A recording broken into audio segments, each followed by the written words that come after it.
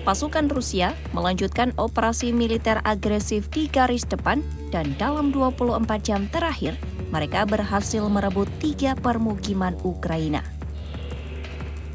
Kementerian Pertahanan Rusia menyatakan operasi terbaru di lapangan ini terdiri dari serangan terkoordinasi di 148 titik wilayah tempur dengan fokus utama mendorong pasukan Ukraina keluar dari zona industrial di timur.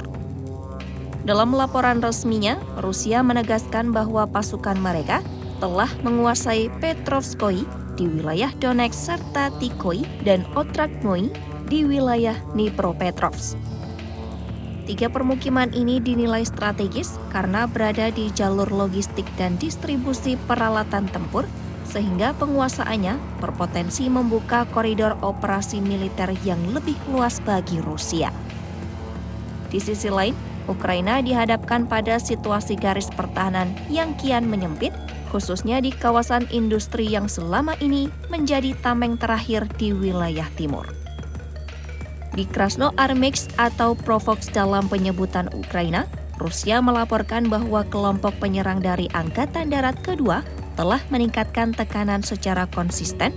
Mereka menyasar distrik pusat, distrik penambang, dan kawasan industri barat yang menjadi basis pertahanan utama pasukan Ukraina. Kementerian Rusia menggambarkan pasukan Ukraina di kawasan tersebut saat ini berada dalam posisi terdesak meski perlawanan masih dilakukan. Pada waktu yang bersamaan, laporan terbaru dari Staf Umum Angkatan Bersenjata Ukraina menyebut eskalasi tempur yang sama tingginya.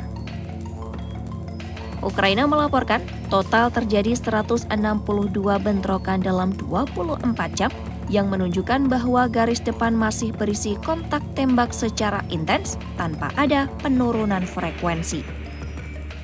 Angkatan Udara, pasukan rudal, dan artileri Ukraina melakukan operasi gabungan untuk menyasar 2 area konsentrasi personel dan peralatan Rusia. Sedangkan 19 bentrokan tambahan terjadi di sektor Slobodanshchina Utara dan Kursk, menandakan perang tidak hanya terkonsentrasi di Donetsk dan Dnipropetrovsk, melainkan melebar di sejumlah titik perbatasan. Kelompok pasukan timur Ukraina menegaskan operasi pertahanan di area Provokes Minorad masih berlanjut. Mereka mengeklaim telah menahan sejumlah gelombang serangan Rusia dengan sukses.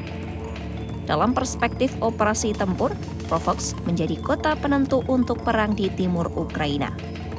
Jika Rusia berhasil memaksa pasukan Ukraina mundur dari kota ini, arah perebutan wilayah di Donetsk diprediksi akan berubah secara signifikan.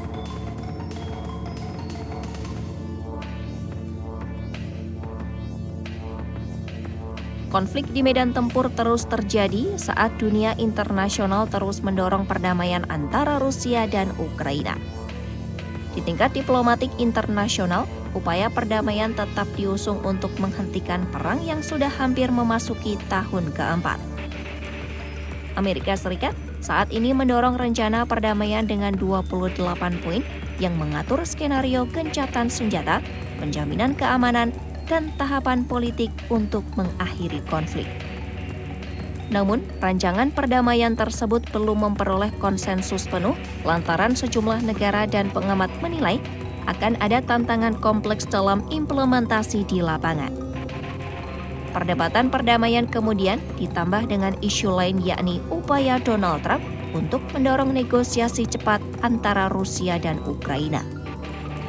Sejumlah pemimpin G20 menyatakan penolakan terhadap usulan tersebut karena dianggap dapat menyudutkan Ukraina dalam perundingan dan beresiko menuntut kompromi teritorial. Secara garis besar, mayoritas pemimpin G20 menegaskan bahwa setiap proses damai harus berdasarkan kehendak Ukraina, bukan ditekan oleh situasi politik global atau negosiasi yang terburu-buru. Dengan kata lain, kehendak diplomatik belum berhasil memadamkan dinamika pertempuran di medan perang.